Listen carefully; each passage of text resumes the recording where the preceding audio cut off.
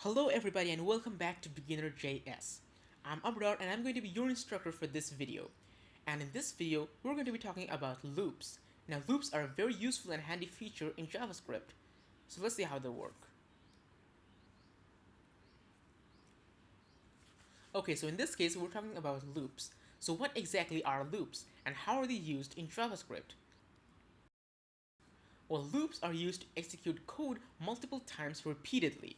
Now, when you're programming and writing code, often you'll come across situations where you need to execute the same or very similar code multiple times repeatedly, one after another.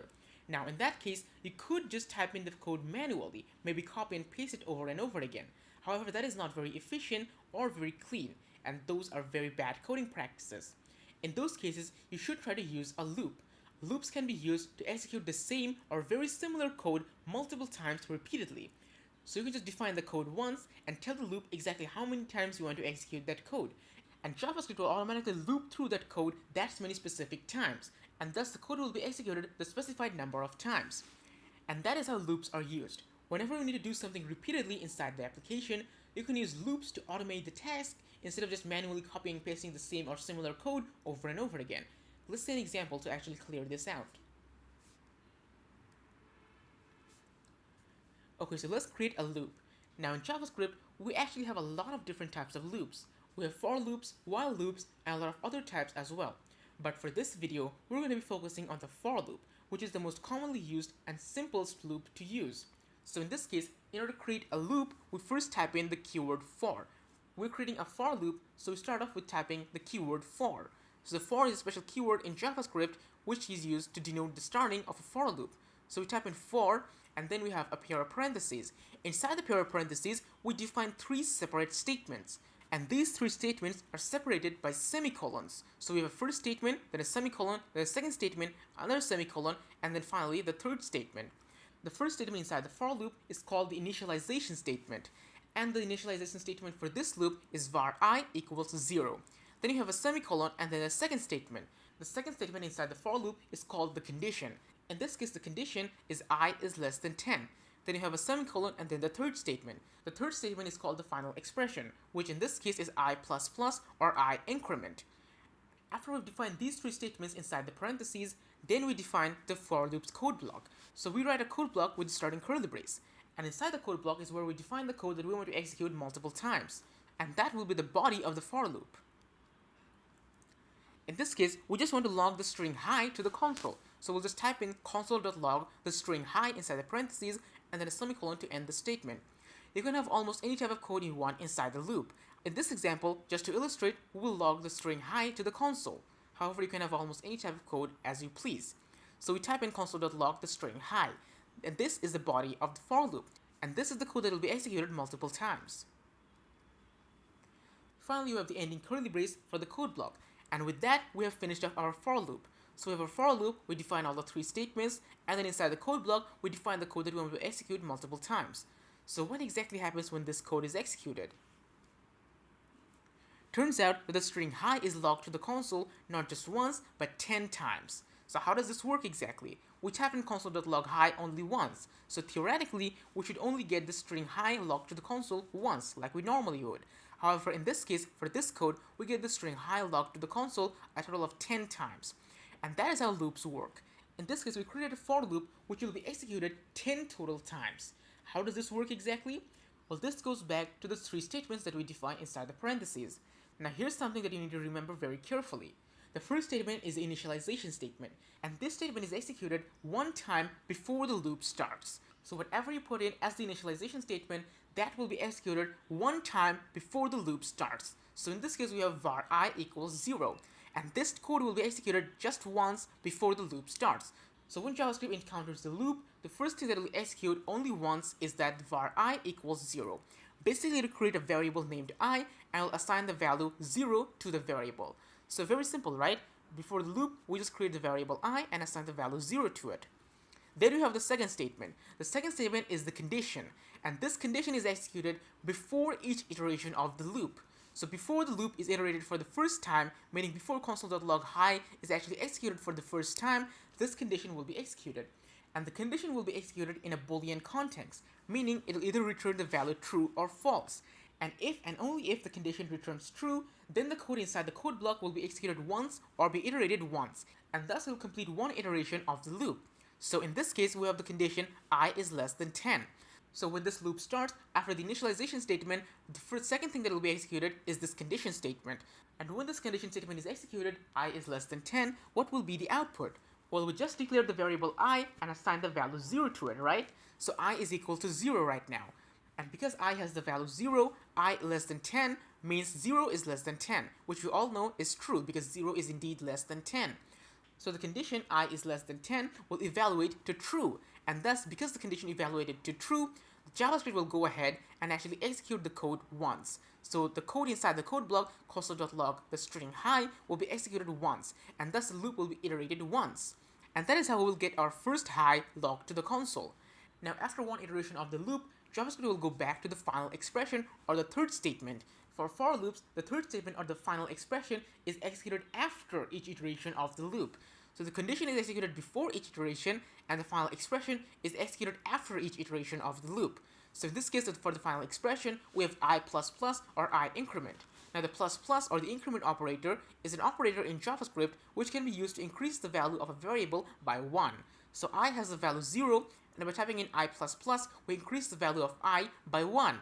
So the value of I goes from 0 to 1. So now I has the value 1. We've increased or incremented the value of I by 1. And that is all we do in the final expression. And all that completes one iteration of the loop. Now JavaScript goes on to the second iteration. And again, for the second iteration, at first we evaluate the condition. So the condition is again, I is less than 10. But now this time, I is actually equal to 1, right? Because we incremented the value at the very end. So I is now not 0 anymore. I is 1. And thus I is less than 10 means 1 is less than 10. And 1 less than 10 is still true, which means the condition in this case, I is less than 10, still holds true. And when executed in a Boolean context, it still returns true. And because the condition returned true, JavaScript will go ahead and execute the loop one more time. So this time, console.log the string hi will be executed for the second time, and we will get the string hi logged to the console for the second time. And after executing the code inside the loop, JavaScript will go back to the final expression and increment I by 1. So I++ will be executed after the iteration, and that will increase the value of I from 1 to 2, because the value of I was 1 then, and now I++ increments the value of I from 1 to 2. So after each iteration, we're increasing the value of the variable I. We started off with the value of 0 for the variable I, but after each iteration, we're incrementing the value by 1. So the value of I goes from 0 to 1 to 2, and so on. So after we increment the value of I from 1 to 2, then we go back to the condition statement again and evaluate I is less than 10, which means 2 is less than 10 right now. And 2 is less than 10 is still true because 2 is indeed less than 10.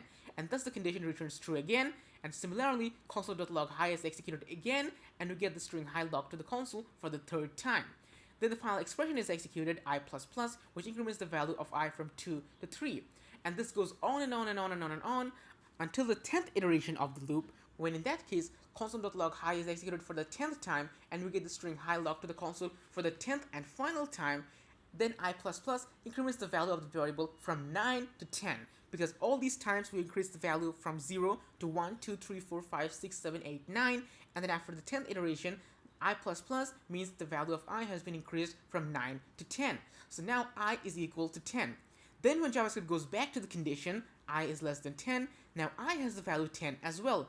So the expression here is 10 is less than 10, which in this case is not true. So this is the first time the condition returns false, because 10 is less than 10 is not true. 10 is equal to 10, but 10 is not less than 10. So I less than 10 evaluates to false. And when the condition evaluates to false, JavaScript will stop executing the loop and terminate the iteration, and thus the loop will stop, and we will get the string hi logged to the console a total of 10 times. So that is how a for loop works. For the for loop, we have 3 statements inside the parentheses. The first statement is the initialization statement, which is executed only once at the very start. And this is where you usually declare a variable and assign an initial value to that variable. In this case, var I equals 0. So we're just declaring a variable called I and giving it a value 0. And we're using this variable I as a counter for our loop. We're increasing the value of I each time after the iteration, thus the condition will eventually return false after the 10th iteration. So first we have the initialization statement, then we have the condition statement, which in this case is I is less than 10.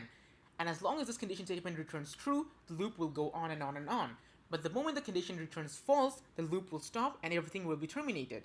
Now in this case, we start off with I equals to 0, and we increment I by 1, and in the condition we have I is less than 10, which means the loop will execute a total of 10 times. If we had I is less than 20, then the loop would execute 20 times. If we had I is less than 5, the loop would have been executed a total of 5 times. So whatever code you put in here will be executed in a Boolean context before each iteration of the loop.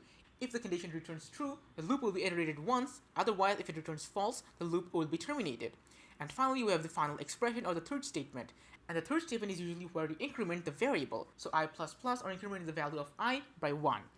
And this final expression is executed after each iteration of the loop. So after each iteration, the final expression will be executed, and that will complete one full iteration of the loop. And after this full iteration, JavaScript will go back to the condition, then execute the code, and then the final expression. Condition, code, final expression. Condition, code, final expression. And this loop will continue on and on and on until the condition returns false, when the loop will be terminated. And that is how loops work in JavaScript. Now, as you can see, we could execute the same code 10 total times by just writing just 3 lines of code. If we had to do this manually, we do have to type in console.log hi, console.log hi, console.log hi, manually copying and pasting it 10 times. However, with the loop, we can just write 3 lines of code and just have almost any code executed as many times as we want. Not just 10 times, but 100 times, 1,000 times, 10,000 times, or even more. And that is the power of loops. Using loops, you can execute the same or similar code as many times as you want, and you won't have to define anything manually or copy and paste the same code over and over again. This is clean and a lot more manageable. Okay, so now that we know how loops work, let's take a look at how exactly loops can be used inside JavaScript. One of the most common uses of loops are iterating over arrays. So if you have an array in JavaScript, you might want to iterate over each element of that array and do something with it. You might want to modify each element or do something else. You can do that manually by typing in the array, the square brackets 0, array square brackets 1, array square brackets 2. However, using loops, you can automate the whole process and make the code a lot simpler, a lot cleaner, a lot shorter, and a lot easier to manage. Let's see how that works.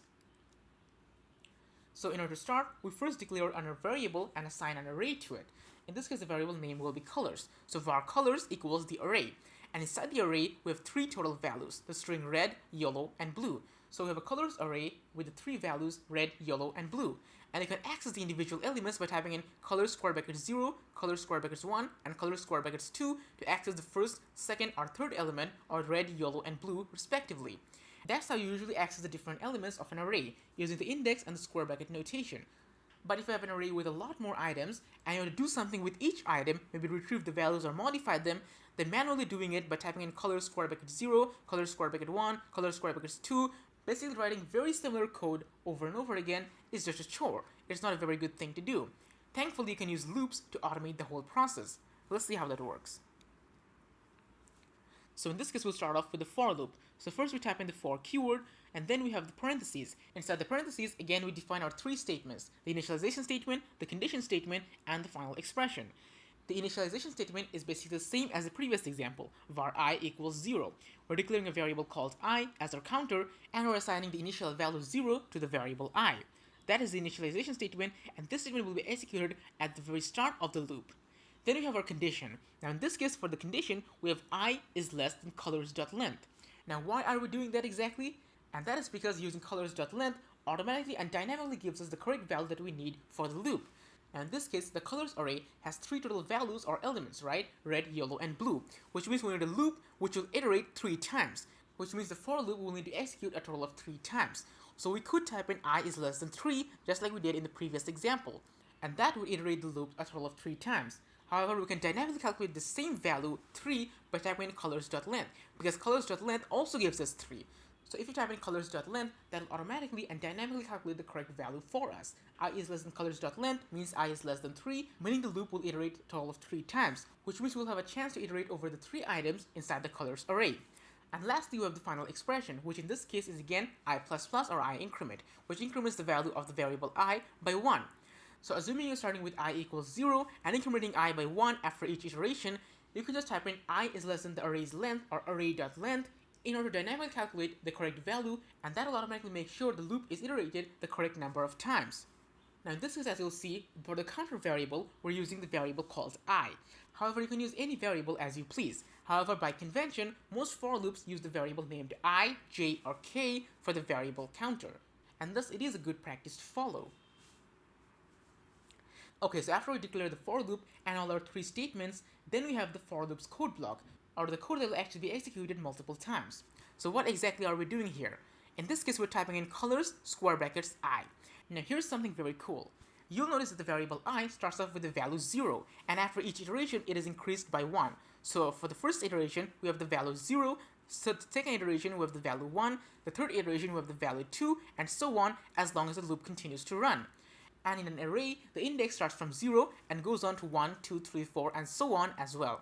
So we actually have an overlap here. So we can just actually type in colors square brackets I to dynamically get the correct index value for the specific element. So for example, for the first iteration of the loop, I will have the value 0, and thus colors square brackets I will be in colors square brackets 0, or the first element, or the string red. For the second iteration, I will have the value 1 because I will be increased from 0 to 1, and thus when I has the value 1, color square brackets I will mean color square brackets 1, and thus it will mean the second element or the string yellow. And finally, in the third iteration, I will be increased from 1 to 2, and thus color square brackets I will mean color square brackets 2, meaning the third element or the string blue. And thus, by using color square brackets I, we're taking advantage of the fact that the I starts from 0 and goes on with each iteration of the loop. So we're starting with 0, 1, 2, 3, 4, and so on as long as the loop runs. And arrays have an index starting from 0, 1, 2, 3, 4, so on and so forth as well. So we can utilize this overlap and just type in color square brackets I to refer to the specific elements inside the array. So in this case, what we want to do is actually we want to take each element and actually convert it into uppercase. So we just type in color square brackets I equals color square brackets I dot to uppercase and then parentheses and then a semicolon to end the statement. So we're basically taking each element and changing the value to the same element but converting the value into all uppercase letters. So for the first iteration, for example, we will have color square brackets I, meaning I will be 0, and thus color square brackets 0 equals color square brackets 0 dot to uppercase, which means we'll take the value red, we'll convert it into uppercase, meaning red will be converted into uppercase, and that will be the first value. And thus using this loop, we'll convert each value into uppercase letters.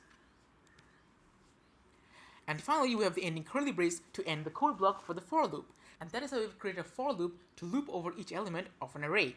So did it actually work? Let's find that out. So in order to verify if this loop actually worked, let's type in colors and then a semicolon to get the value of the colors array. And as you can see, by typing in colors and then a semicolon, we get the output value of the array, which now contains red, yellow, and blue, the same values as we previously had. However, this time, the values have been converted into uppercase letters, so red, yellow, and blue are now uppercase. And that means this loop actually worked. Using this for loop, we have looped over or iterated over each element of the array, converted it into uppercase, and modified the element, so now all the values inside the array have been converted into uppercase letters. And you can do almost anything you want with the values as well. It's completely up to you and what you need to do inside the application. What's even cooler is you can add more items inside the array and the code will work exactly as expected. So for example, if you add a fourth item, so for example if you type in blue and then comma, then for example green, so having 4 total elements inside the array, then you don't need to modify the loop in any way. The loop will work exactly as expected, because then colors.length will equal to 4, and thus the loop will be iterated 4 times, and the variable I will be increased from 0 to 1, 2, and 3, and thus everything will work as expected, and the loop will still work. And that is how you can use loops to iterate over arrays, no matter how big the array is, and you can do whatever you want with all the array items with just a few simple lines of code, which will save you a lot of copy pasting, and you won't have to write the same or similar code over and over again. You can just leave it up to JavaScript to dynamically calculate the values and execute the same code over and over again using the loops. And that is how loops work in JavaScript.